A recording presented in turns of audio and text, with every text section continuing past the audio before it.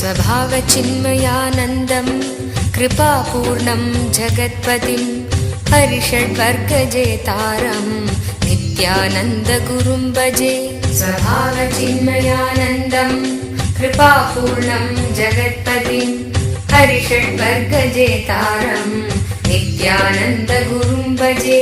स्वभावचिन्मयानन्दं कृपापूर्णं जगत्पतिं हरिषड्वर्गजेतारं नित्यानन्दगुरुं भजे। स्वभावचिन्मयानन्दं कृपापूर्णं जगत्पतिं हरिषड्वर्गजेतारं नित्यानन्दगुरुं भजे। ईक्षणात्रयविध्वंसं गुणावस्थाविवर्जितं सर्वदेवं सर्वमदं नित्यानन्दगुरुं भजे। ईक्षणात्रयविध्वंसं गुणावस्थाविवर्जितं सर्वदेवं सर्वमदम्।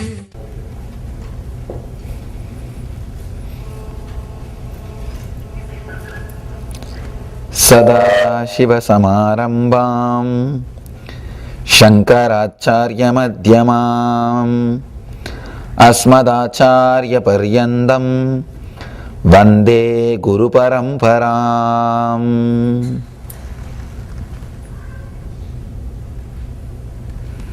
I welcome you all with my love and respects.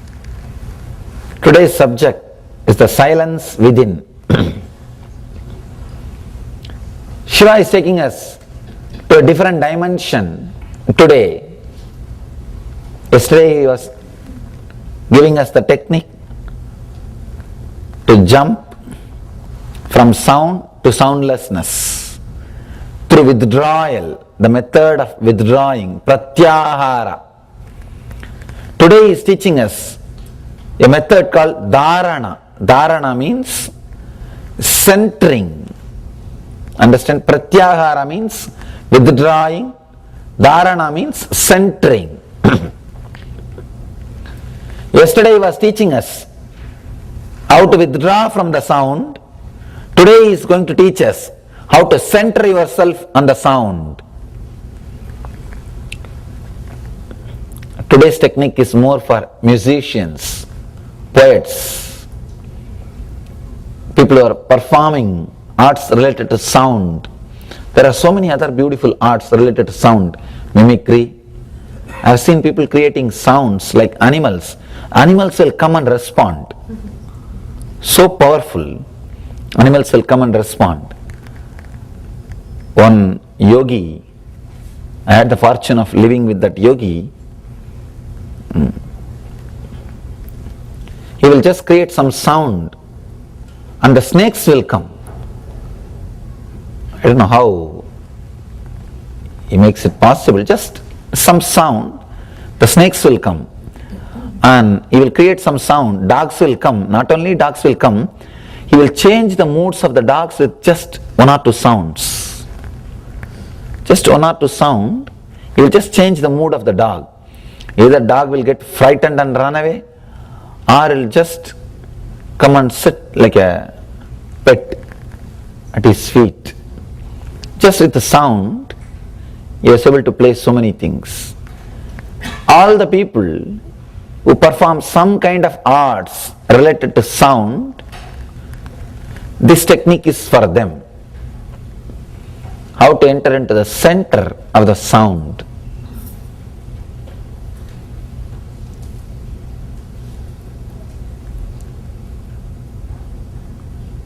One beautiful example you need to understand. Pratyahara will not be successful always. Pratyahara means moving away, withdrawal. Withdrawal from the vision, seeing, light is possible. If you close your eyes, it will become possible. But withdrawal from sound, just closing your ears will not work. Unfortunately, that is the one sense which you can't close, which is open. You can't be putting your ears, your hands all the time. Or you can't be using the earplug all the time. Even if you use the earplugs, you will be just waiting for some sound to disturb you. I have seen people, either they get disturbed by sound. It is not even sound that disturbs, your resistance or your idea that there should not be any sound, that creates irritation. See, you can see many times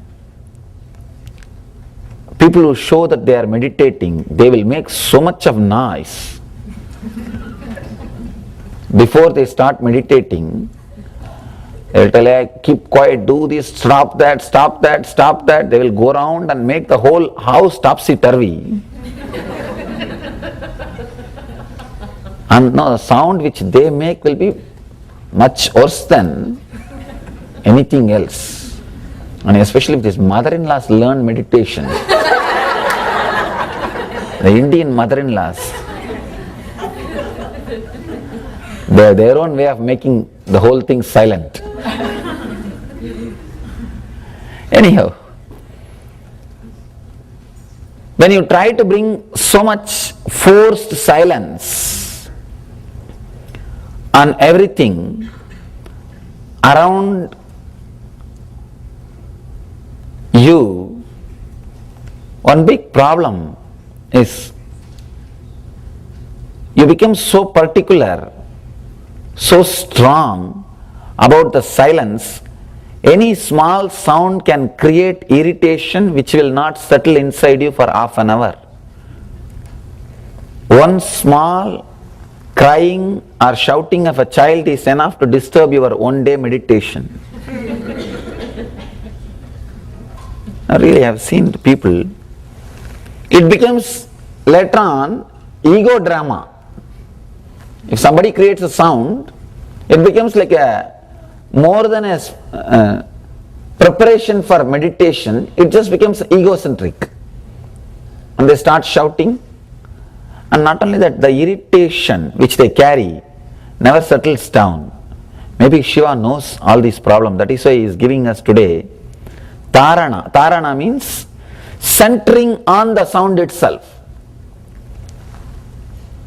Yoga has got 8 parts. We call it Ashtanga Yoga. Understand? Not 8 steps, no. 8 parts. All 8 parts is supposed to be practiced simultaneously at a time. In the 8 parts, Pratyahara and Dharana are 2 different parts. Pratyahara means withdrawal. Dharana means centering. Yesterday he was teaching us the technique how to withdraw. Today he is teaching us how to center yourself in the sound and enter into soundlessness. This technique is more powerful, more practical than that technique. That technique, the yesterday's technique, you need to make the whole thing silent. I don't think it will be possible. Even in my ashram, I am not able to make things silent. Which is supposed to be the controlled condition for inner science experiments. No, you can't. Because what will you do with the trees? What will you do with the birds?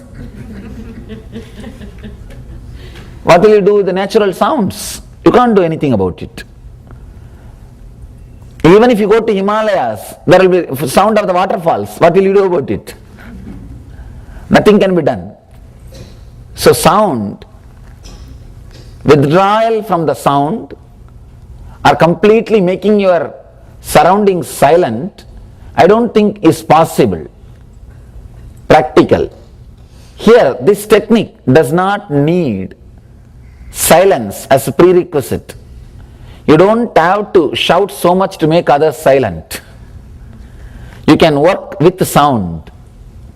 With sound, you can go beyond the sound. Through sound, you can enter into soundlessness. Beautiful technique. Let me just read the technique. Then we will go step by step into the technique and understand how to internalize.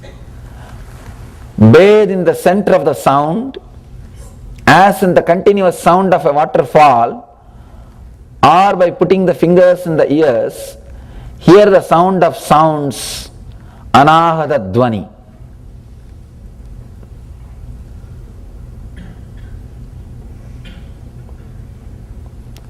All the great scriptures, whether it is Vedic hymns or Bible words or Buddhist Dhammasutra, all great scriptures agree on one point.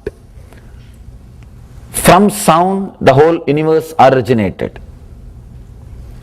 The root of the matter, the root of the existence is sound.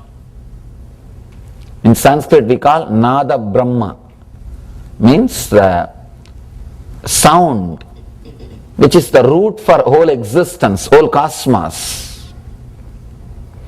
That is what we call Anahata Dvani. Ahata means created by striking. Anahata means uncreated, unstruck. Sound which is not created by striking any two object. Unstruck is what we call Anahata Dvani. Here Mahadeva is giving us the technique to experience the Anahata Dvani. If you can touch the Anahata Dvani, uncreated sound, even once, you will never be disturbed by anything from the outer world. Anything in the outer world. I was with a great sadhu in a young age. Once he invited me to go to a nearby place. Usually in India they will go by walk to many temples, pilgrimage centers. He invited me, let's go for a yatra, pilgrimage. I said, let's go. It used to be a fun picnic, and being away from home is always fun. Because first thing, you don't need to go to school, no need for any routine, and especially in the young age when you have health, it's really fun. I said, let's go. We were traveling on a small boat, crossing a river. Suddenly the current was so strong, the boatman did not realize the current was very strong, and he rowed the boat in that strong current. And I saw very clearly the boat has started going along with the flow. Means the boatman has lost the control. And naturally, I'm a young boy shouting, and I don't know swimming. Another one fun. Because that's another one fun. Usually the village kids will be taught swimming at the age of 5-6 itself. When they put me in the water first time, I told them, no, I am a sannyasi, I can't learn swimming. Traditionally a Swami can't swim, should not swim. There's a belief, you are not supposed to learn swimming, you are not supposed to cross the river, traditional belief. So I said, I won't learn. And now you being a Swami is not going to save your life. Knowing swimming only will save. So I was somehow uncomfortable and completely shaken. This sadhu was so quiet, completely relaxed, not disturbed at all. One thing, he knows swimming. Second thing, even if he knows swimming, he is going to be answerable to my parents, because my parents know that he only took me from the home. But this guy was not perturbed. And one more thing if I have to add, even if you know swimming, it was a very strong current, you can't come out of it. Such strong current. Because the boatman himself is not able to manage that strong current. But this sadhu is very strong. Somehow he managed to hold the boat and center, balance the whole thing, and he brought us out. After that I asked him, why you are not disturbed at all, not perturbed? What were you doing? How could you be so center? Understand, it's a very powerful answer which has become mantra in me. And with this one technique, I can say after that nothing was able to shake me. This incident happened around the age of 10 or 11. And of course, 22 I became enlightened. After enlightenment, nothing can shake you, that is different. But from that 11 to 22, this technique was such a great help for me. Nothing was able to shake. It may look little impractical, or it may look like foolish. Anything great or intelligent always looks abnormal in the initial level. Now in the initial level it will always look abnormal or impractical. It was such a powerful answer. I asked him, how did you manage to keep yourself so cool, stable in that situation? See, he may be sure that he won't die. He may not die, but falling into the river and even swimming and coming out is going to be a lot of anxiety. Is going to be a lot of insecurity. See, you don't have to have life-threatening thing to disturb you. Just a small sound is enough for most of us. And being so calm and centered, even his breathing did not shift or alter. It was so serene, relaxed, completely balanced. That was shocking. See, hiding your fear from the face or from the others is easy. If you are little intelligent, you can manage that game. But not even the breathe, even your breath has not taken a shift. It is there, balanced, beautifully flowing, as innocent way as it used to be. That's really something need to learn.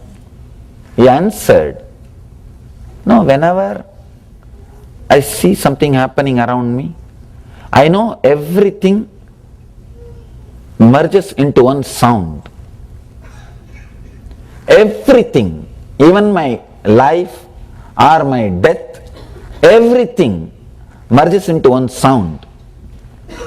So that imbalancing, when that boat became imbalanced, the gushing sound of the water, the stream, reminded me of that sound.